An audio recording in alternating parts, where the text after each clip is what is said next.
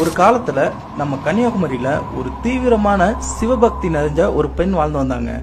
அவங்க கல்யாணம் பண்ணணும் அப்படின்னா நான் சிவனை மட்டும்தான் கல்யாணம் பண்ணுவேன் அப்படின்னு சொல்லி ஒரு தீவிரத்துல வாழ்ந்து வந்தாங்க. இதனால ஒரு நாள் செட் பண்ணி அந்த நாளுக்குள்ள சிவன் வந்து என்னை கல்யாணம் பண்ணல அப்படின்னா நான் உயிர் திறந்துருவேன் அப்படின்னு சொல்லி ஒரு சபதம் எடுத்திருந்தாங்க.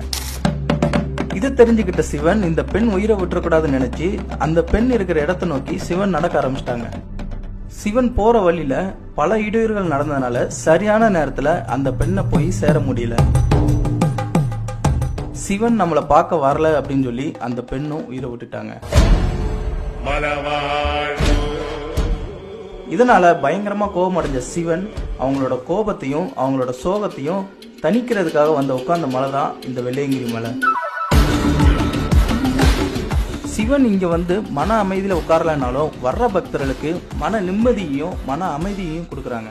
இது போன்ற தகவலுக்கு நம்ம சேனலை சப்ஸ்கிரைப் பண்ணிருங்க. பக்கத்தில் இருக்க பெல் ஐக்கானை கிளிக் பண்ணி ஆல் ஆப்ஷன் கொடுத்துங்க.